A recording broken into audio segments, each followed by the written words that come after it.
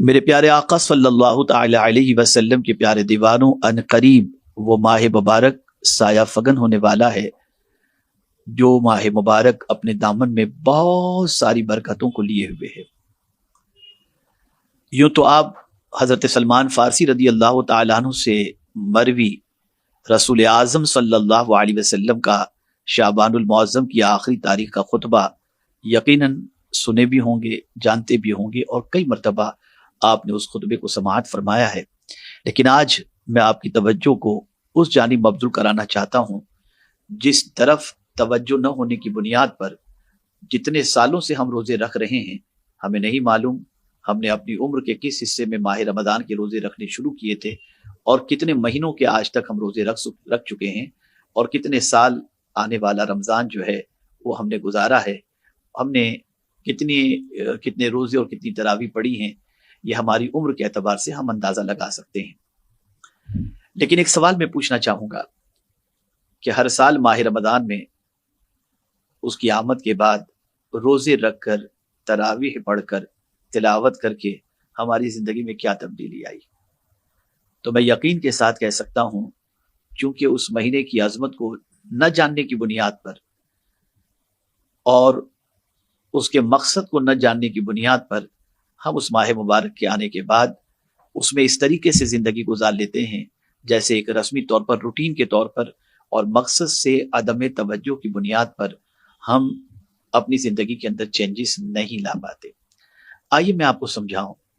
قرآن نے فرمایا لعلکم تتقون، روزے اس لیے فرض کیے گئے تاکہ تم پرہیزگار بن جاؤ، متقی بن جاؤ، اللہ سے ڈرنے والے بندے بن جاؤ۔ کیا ہماری زندگی میں روزے کا اثر ہوا؟ ماہ رمضان المبارک کے گزرنے کے بعد کیا ہم متقی بنے؟ کیا ہم تقوی شعار بنے؟ تو ممکن ہے کچھ لوگوں کی زندگی میں تبدیلیاں آئی ہوئی ہوں، لیکن میکزیمم لوگوں کی پوزیشن ایسی ہے کہ روزے کے اثرات اور ماہ رمضان المبارک کے اثرات اس کے گزرنے کے بعد مسلمانوں کی زندگی میں نظر نہیں آتے، الا ماشاء اللہ۔ تو اس مرتبہ آپ کو میں کچھ ٹپس دوں گا، کچھ سمجھانا چاہوں گا کہ آپ کو آغاز کہاں سے کرنا ہے اور کس تصور کے ساتھ ماہ رمضان کے لیے پلاننگ سیٹ کرنی ہے۔ میں ماہ رمضان میں آپ کو کیا کرنا ہے اس کا چارٹ تو بعد میں عطا کروں گا انشاءاللہ العظیم، لیکن ابھی میں آپ کو تھوڑی سی فکر بنانے کے لیے کچھ باتیں عرض کر دوں تاکہ اس مہینے کا احترام بھی اچھی طریقے سے ہو اور اس ماہ مبارک کو اچھی طریقے سے گزارنے کے لیے ہم پہلے سے پریپیئر ہو جائیں اور تیاری شروع کر دیں۔ میرے پیارے آقا صلی اللہ علیہ وسلم کے پیارے دیوانوں، سب سے پہلے اس مہینے کی عظمت کو آپ سمجھیں تاکہ آپ اس مہینے کی عظمت و برکت کو سمجھنے کے بعد اس ماہ مبارک کا احترام کر سکیں۔ حضرت عبداللہ ابن مسعود رضی اللہ تعالیٰ عنہ سے روایت ہے کہ رسول اعظم صلی اللہ علیہ وسلم نے اس وقت کہ جب ماہ رمضان المبارک قریب آ پہنچا تھا تو میرے آقا صلی اللہ علیہ وسلم نے ارشاد فرمایا، اگر بندوں کو صحیح معلوم ہو جاتا کہ رمضان شریف میں کیا کیا خوبیاں ہیں تو میری امت تمنا کرتی کہ کاش پورا سال رمضان ہی ہوتا۔ اللہ اکبر۔ یہاں سے آقائی کریم صلی اللہ علیہ وسلم نے اس کی عظمتوں کو اجاگر فرمایا، اور اگر صحیح معنوں میں ماہ رمضان کے بارے میں لوگوں کو معلوم ہو جائے تو حضور صلی اللہ علیہ وسلم کی امت یہ تمنا کرے کہ پورا سال ماہ رمضان ہی رہے۔ میرے پیارے آقا صلی اللہ تعالی علیہ وسلم کے پیارے دیوانوں، ایک حدیث مبارکہ کے ذریعے آپ اس ماہ مبارک کے مقام کو سمجھ سکتے ہیں کہ رسول رحمت صلی اللہ علیہ وسلم نے ارشاد فرمایا، من صام رمضان ایمانا واحتسابا غفر له ما تقدم من ذنبه او کما قال۔ اللہ کے رسول صلی اللہ علیہ وسلم نے ارشاد فرمایا کہ جو شخص ماہ رمضان کے روزے ایمان و احتساب کے ساتھ رکھے، اللہ تعالیٰ اس کی مغفرت فرما دیتا ہے۔ اب اسے آپ سمجھیے گا اور اس کے بعد ماہ رمضان کی عظمت اور اس کے سلسلے میں اپنی سوچ بنانے کی کوشش کیجیے گا۔ جب اس کے بارے میں فقی ابو اللیث سمرقندی رحمۃ اللہ تعالی علیہ سے پوچھا گیا تو انہوں نے بڑی پیاری بات فرمائی کہ یہ ایمان اور احتساب سے کیا مراد ہے کہ من صام رمضان ایمانا و احتسابا، کہ جس نے رمضان کے روزے رکھے ایمان اور احتساب۔ تو ایمان سے کیا مراد اور احتساب سے کیا مراد؟ سنیے اور اپنا ایمان تازہ کیجیے۔ فرماتے ہیں ایمان سے یہاں مراد یہ ہے کہ اللہ نے قائم اللیل اور صائم النہار کے لیے یعنی راتوں کو کھڑے رہ کر عبادت کرنے والے اور دن میں روزہ رکھنے والے کے لیے ثواب کا جو وعدہ فرمایا ہے اس کی تصدیق کرے، یعنی دل سے سمجھے کہ یہ وعدہ اللہ کا حق ہے، اس کو سچا سمجھے اور دل سے اس کی تصدیق کرے، یعنی سچ مانے، حق جانے اور کوئی ڈاؤٹ اپنے دل میں نہ رکھے۔ یہ ہے ایمان سے مراد، کہ جس نے ماہ رمضان کے روزے ایمان کے ساتھ نے وداؤٹ ڈاؤٹ جو فضیلتیں اللہ عز و جل نے روزہ رکھنے والے کے بارے میں فرمایا ہے اس کے بارے میں یقین رکھے کہ مجھے وہ ثواب ملے گا، یعنی اللہ مجھے ضرور معاف فرمائے گا، میرے اگلے گناہوں کو معاف فرمائے گا، یہ کانفیڈنس اس کے اندر ہونا چاہیے۔ یہ ایمان سے مراد ہے۔ اور احتساب سے مراد یہ ہے کہ دھیان سے اس کی طرف توجہ ہو، یعنی حصول ثواب کی نیت کرے اور اللہ تعالیٰ کے لیے خاشع رہے، دل اس کا حضور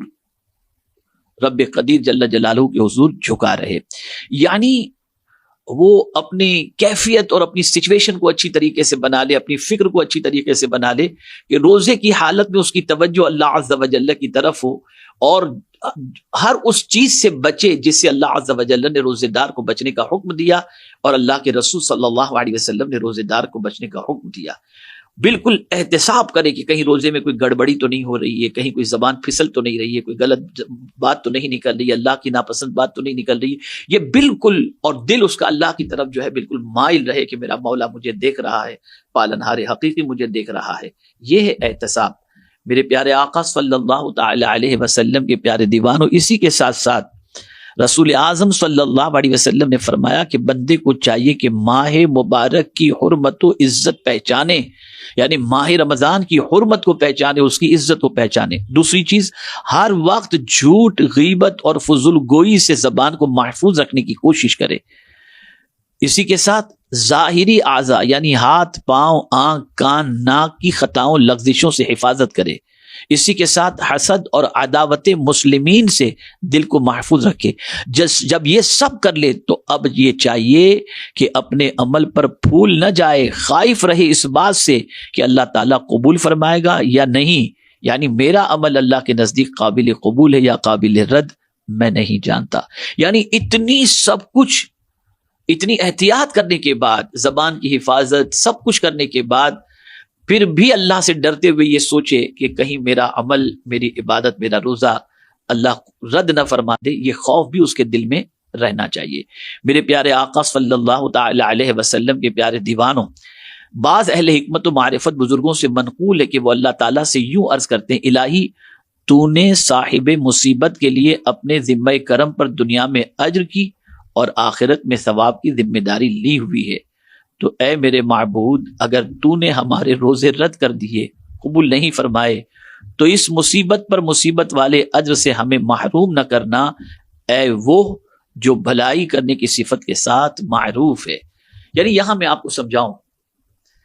کہ روزے کی مصیبت سے مراد کیا ہے؟ بھوک کی مصیبت، پیاس کی مصیبت، ان ساری مصیبتوں کو انسان برداشت کرتا ہے، تو اللہ تعالیٰ اس کی رضا کے لیے اس طریقے سے بھوکے پیاسے رہنے والے کو اجر کا وعدہ بھی فرمایا ہے دنیا میں، اور آخرت میں ثواب کا وعدہ بھی فرمایا ہے۔ لیکن اللہ والے کیا عرض کرتے ہیں کہ اے میرے کریم، اگر یہ عمل ہمارا رد ہو گیا تو نہ دنیا میں اجر ملے گا نہ آخرت میں ثواب، تو مولا تیری بارگاہ میں عرض ہے کہ ہمارے روزے کو رد نہ فرمانا۔ یہ وہ لوگ کہہ رہے ہیں جن کے روزوں کو مثالی روزے کہا جا سکتا ہے۔ روزے کی حالت میں ان کی عبادت و ریاضت کا عالم یہ ہوتا ہے جس کی کوئی انتہا نہیں، جو صرف تراویح ہی نہیں پڑھتے تھے بلکہ پوری پوری رات اللہ کی بندگی میں گزارتے، دن اللہ عز و جل کی یاد میں گزارتے۔ اب یہاں بڑی پیاری بات میں آپ کو سمجھاؤں کہ تقویٰ پیدا کرنے کے لیے یہ مہینہ آیا کہ ہمارے اندر تقویٰ پیدا ہو، ہم اللہ سے ڈرنے والے بندے بن جائیں۔ اس لیے کہ یہی ایک صفت، اتنی عظیم صفت ہے کہ کسی ایمان والے کے پاس اگر تقویٰ کی دولت آ گئی تو اللہ عز و جل اس بندے کی کسی کام کو روکتا نہیں، بلکہ یہی ایک تقویٰ والی صفت اتنی عظیم صفت ہے کہ اللہ رب العزت جل جلالہ متقین کے لیے 2 جنتوں کی بشارت ہے۔ متقین کے لیے اللہ عز و جل کے فرشتے سلام پیش کرتے ہیں، متقین کے ساتھ اللہ عز و جل ہوا کرتا ہے، اس کی رحمت ہوا کرتی ہے، اور متقین کو پروردگار جل جلالہ ایسی جگہ سے روزی عطا فرماتا ہے جہاں اس کا گمان بھی نہیں پہنچتا۔ اس کے سلسلے میں آیات کا ایک تسلسل ہے، لیکن اس وقت میں ان آیات کی طرف آپ کی توجہ کو مبذول کرانا نہیں چاہتا۔ میں صرف یہ بتانا چاہتا ہوں روزہ ہمیں متقی بنانے کے لیے آیا، روزہ ہمیں متقی بنانے کے لیے آیا. کیا ہم یہ مقصد حاصل کر پاتے ہیں؟ کیا ہم اللہ سے ڈرتے ہیں؟ اللہ اکبر، میں آپ کو کیا بتاؤں، مجھے بڑا ڈر لگ رہا ہے کہ مجھ جیسا ناکارہ، گنہگار، سیاہکار و خطاکار یہ کہے کہ مسلمانوں کی زندگی میں اللہ کا خوف نہیں رہ گیا اور ماہ رمضان المبارک کا احترام نہیں رہ گیا. تو مجھے ڈر لگتا ہے کہ کہیں میں اپنے آپ کو ان سے بہتر تو نہیں سمجھتا. نہیں، یقیناً بہت سارے لوگ ہیں جو ماہ رمضان المبارک کا احترام کر کے متقی بنتے ہیں، لیکن زیادہ تر لوگوں کی توجہ ماہ رمضان المبارک میں گناہوں کی طرف تو میں نہیں کہہ سکتا، لیکن مقصد روزے کو حاصل کرنے کی طرف قطعی طور پر توجہ نہیں ہوتی. میں آپ کو ایک چیز بتاؤں، ہم ماہ رمضان شریف سے پہلے افطار کے سامان کی خریدنے کی تیاری شروع کر دیتے ہیں. روح افزا کے اتنے بوٹل لے لو، یہ چائنا گراس کا اتنا لے لو، یہ لے لو، وہ لے لو، اس طرح سے لے لو، وہ لے لو. یعنی مجھے حیرت ہوتی ہے کہ ہم اتنی فکر کرتے ہیں ماہ رمضان شریف کے اندر افطار اور کھانے پینے کی. کوئی مذائقے کی بات نہیں، آپ کریں، غریبوں کو کھلانے کی فکر کریں، لیکن ایک پلان یہ بھی تو بناؤ کہ ماہ رمضان المبارک کے اندر میں اپنی ان عادتوں کو چھوڑنے کی کوشش کروں گا. ماہ رمضان المبارک کے اندر میں ان چیزوں کو سیکھنے کی کوشش کروں گا. ماہ رمضان المبارک کے اندر میں یہ عبادتیں کروں گا. ماہ رمضان المبارک کو میں اس طرح صرف افطار کے سامان ہی کی فکر کرنا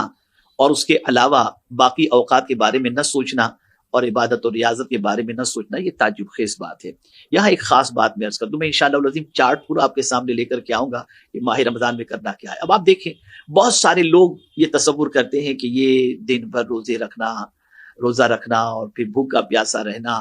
یہ تو یار ایک قسم کی مصیبت ہے. تو میں آپ کو بتاؤں، ماہ رمضان ہمیں پاک کرنے کے لیے آتا ہے، پاک کرنے کے لیے. یہاں ایک مثال کے ذریعے میں آپ کو سمجھاؤں کہ 11 مہینے تک ہم نے اپنے دامن پر، اپنے وجود پر گناہوں کے دھبے لگا دیے، اتنے گناہ کیے کہ پورا جسم گناہوں سے آلودہ ہے، ظاہر بھی اور باطن بھی. اور یہ بھی بتا دوں، ہم بھلے دنیا کے سامنے پرہیزگار بن کر کے گھومتے ہوں، لیکن قرآن کہتا ہے بل الانسان علی نفسہ بصیرہ، ہر انسان اپنے بارے میں جانتا ہے، اپنے آپ کو دیکھتا ہے، کیا وہ اندر سے ہے، کیا اس کی کیفیت ہے، ہر انسان جانتا ہے. اب یہاں میں آپ کو سمجھاؤں، پاک کرنے کے طریقے ہوتے ہیں. آپ نے دیکھا ہوگا کہ ماں کی ممتا، اللہ کی ذات ساری تمثیل سے پاک ہے، لیکن ایک بچہ چھوٹا سا ننھا سا جب گندگی کرتا ہے، نجاست آلود ہوتا ہے، یا اس کے کپڑے گندے ہوتے ہیں، اس کے بدن پہ لگے ہوئے کپڑے جب گندے ہوتے ہیں یا وہ گندا ہوتا ہے، پوٹی کیا ہوا ہوتا ہے، تو ماں اسے جب دھلاتی ہے نا اور اسے صاف کرتی، تب وہ چیختا ہے، چلاتا ہے اور روتا ہے. تو کوئی یہ کہتا ہوا دکھائی دیتا ہے، یہ کیوں ایسا ماں کر رہی ہے، بچے کو کیوں رلا رہی ہے؟ لیکن ماں جانتی ہے کہ اس کی صفائی سے، اس کی گندگی کی صفائی سے اس کو راحت ملے گی، اس کی طبیعت خراب نہیں ہوگی، وہ بہتر ہو جائے گا. اور پھر آپ دیکھتے ہوں گے کہ گندگی کو صاف کرنے کے بعد، نہلا دھلانے کے بعد ماں پاؤڈر لگاتی ہے، اسے اچھے کپڑے صاف ستھرے پہناتی ہے، پھر اس کے بعد ماں اس بچے کو اس کی خوراک دے کر کے اس بچے کو سلا دیتی ہے، اور پھر بچہ اتنے سکون سے سوتا ہے اور فریش ہو کر کے بعد میں وہ اٹھتا ہوا دکھائی دیتا ہے. یہ مثال صرف سمجھنے سمجھانے کے لیے. میرے رب کی ذات ساری تمثیل سے پاک ہے. ہمارے جسم پر لگے ہوئے گناہوں کے دھبوں کو اللہ عز و جل صاف فرماتا ہے.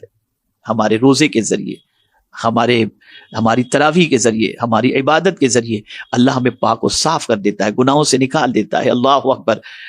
اور اسی لیے قرآن مقدس میں اللہ نے فرمایا وَلَٰكِنَّ اللَّهَ يُزَكِّي مَن يَشَاءُ، اللہ جسے چاہتا ہے پاک فرما دیتا ہے. تو میرے پیارے آقا صلی اللہ علیہ وسلم کے پیارے دیوانوں، ماہ رمضان المبارک سے پہلے یہ مائنڈ سیٹ کر لیں کہ ہمیں گناہوں سے پاک کرنے والا مہینہ آ گیا، اور ہم اس مہینے کے اندر خوب سے خوب تر اللہ کی بارگاہ میں رو کر اور گناہوں سے بچ کر اور گناہوں سے توبہ کر کے اپنے گناہوں کے دھبوں کو مٹانے کی انشاءاللہ العظیم کوشش کریں گے. میرے پیارے آقا صلی اللہ علیہ وسلم کے پیارے دیوانوں، چند اور باتیں میں آپ کی سماعتوں کے حوالے کر دوں تاکہ آپ اچھی طریقے سے ماہ رمضان المبارک کی پلاننگ کر سکیں اور ماہ رمضان المبارک کے اندر اللہ عز و جل کی برکتوں کو حاصل کر سکیں.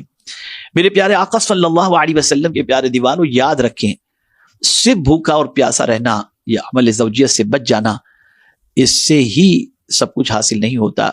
بلکہ اس کے ساتھ ساتھ اور بھی بہت ساری چیزوں کا معاملہ ہوتا ہے. زبان کی حفاظت، غیبت سے حفاظت، چغلی سے حفاظت، فضول چیزوں سے حفاظت. ان ساری چیزوں کا اگر اہتمام نہیں کریں گے تو روزے کی وہ برکتیں جو ہمیں حاصل ہونی چاہیے وہ برکتیں ہمیں حاصل نہیں ہوں گی. جیسا کہ اللہ کے رسول صلی اللہ علیہ وسلم نے فرمایا کم من صائم لیس من صیامہ الا الظمأ،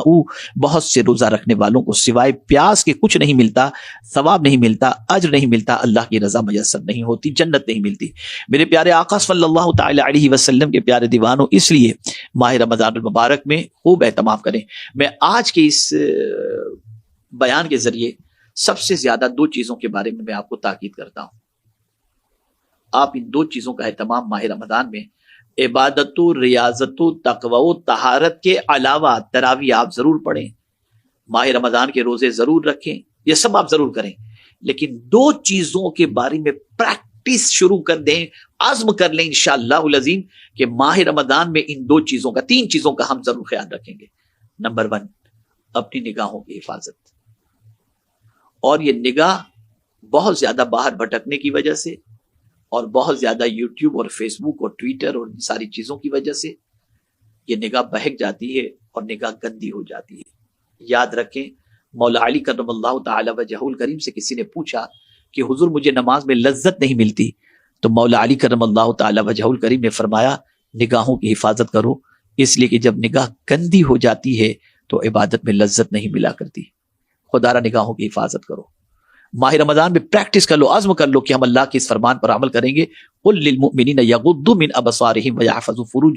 فروجہم، اللہ کے رسول صلی اللہ علیہ وسلم سے رب نے فرمایا کہ مومنوں سے اور مومنات سے فرما دیں کہ وہ اپنی نگاہوں کو نیچی رکھیں اور شرمگاہوں کی حفاظت کریں۔ اس سنت کو زندہ کریں، عادت بنا لیں، پریکٹس کریں ماہ رمضان میں نگاہوں کو نیچی رکھنے کی، پریکٹس کرنا شروع کر دیں، عزم کر لیں کہ انشاءاللہ اس مہینے میں ہم خاص طور پر اہتمام کریں گے۔ اللہ کرے کہ یہ عادت بن جائے، اور یہ عادت اتنی اچھی عادت ہے کہ اگر نیچی نگاہ کی عادت بن گئی تو انشاءاللہ العظیم عبادت کی لذتیں نصیب ہوں گی، اور بہت سارے گناہوں سے انشاءاللہ العظیم ہم بچنے کی طرف مائل ہو جائیں گے۔ دوسری چیز، زبان کی حفاظت، یہ پریکٹس کریں ماہ رمضان میں، غیبت، چغلی، جھوٹ، ان ساری چیزوں سے بچنے کی پریکٹس خوب کریں، خوب اپنی زبان کی حفاظت کریں، کم سے کم گفتگو کریں، ضرورت جتنی گفتگو کریں، زیادہ میل جول کا مسئلہ بھی نہ رکھیں، اس کا خیال کریں، اس لیے کہ آقا کریم صلی اللہ علیہ وسلم نے ارشاد فرمایا جس نے اپنی زبان اور شرمگاہ کی حفاظت کا ذمہ لیا میں اس کی شفاعت کا ذمہ لیتا ہوں۔ تو ماہ رمضان میں یہ پریکٹس کرنی ہے آپ کو، گپ شپ نہیں، بات چیت فضول نہیں، لہو و لعب نہیں، غیبت نہیں، چغلی نہیں، جھوٹ نہیں، ان چیزوں سے اپنی زبان کی حفاظت کریں۔ اور تیسری چیز، رات بھر ٹرانسمیشن کے سامنے، ٹی وی کے سامنے، یوٹیوب دیکھنے کے اندر خدا کے لیے اپنا وقت زیادہ سے زیادہ ان چیزوں میں گزارنے سے پرہیز کریں۔ تو کرنا کیا ہے، آپ خود قرآن شریف پڑھیں، اس کا ترجمہ پڑھیں، اور اسی کے ساتھ ساتھ میرے پیارے آقا صلی اللہ تعالی علیہ وسلم کے پیارے دیوانوں، جہاں تک ممکن ہو سکے آپ علماء مشائخ کی صحبت بھی اختیار کرنے کی کوشش کریں۔ دو چیزیں ہیں، ایک تو تقوی، اور اس کے لیے اللہ عز و جل نے ماہ رمضان ہمیں عطا فرمایا، تو رمضان المبارک کے آنے کے بعد ہمارے اندر تقوی کا جذبہ پیدا ہوتا ہے۔ تو جہاں یہ تقوی کا جذبہ ماہ رمضان سے پیدا ہوتا ہے، وہیں اس تقوی کے اندر جان پیدا ہوتی ہے۔ قرآن مقدس کی روشنی میں وَكُونُوا مَعَ الصَّادِقِينَ، سچوں کے ساتھ ہو جاؤ، نیک بندوں کی صحبت کی بنیاد پر۔ ایسے دوستوں کی سنگت نہیں اختیار کرنا جن کی سنگت میں بیٹھنے کے بعد ٹائم ویسٹ کرنے کا جذبہ پیدا ہو، بلکہ ایسوں کی سنگت اختیار کرنا جن کے ساتھ بیٹھنے پر ہمارے ٹائم کا یوٹیلائز صحیح طور پر ہو۔ انشاءاللہ العظیم سنی دعوت اسلامی کی جانب سے بہت معقول انتظام کیا جائے گا اس سلسلے میں، کہ جہاں آپ اچھی طریقے سے اپنے وقت کو یوٹیلائز کر کے دین بھی سیکھ سکیں اور اپنی دنیا اور آخرت کو بھی سنوار سکیں۔ میرے پیارے آقا صلی اللہ علیہ وسلم کے پیارے دیوانوں، آخری بات کہ اس مرتبہ یہ عزم پہلے سے کر لیں کہ جتنے ماہ رمضان میں نے گزاری اس سے پہلے، اس مرتبہ کا ماہ رمضان ان سب سے بہت زیادہ احتیاط، عبادت، ریاضت، تقوی، طہارت کے ساتھ میں گزاروں گا، اور میں اس طرح سے ماہ رمضان گزاروں گا کہ یہ اللہ کا مہمان جب رخصت ہو تو ہم سے خوش ہو کر کے رخصت ہو، ناراض ہو کر کے نہیں۔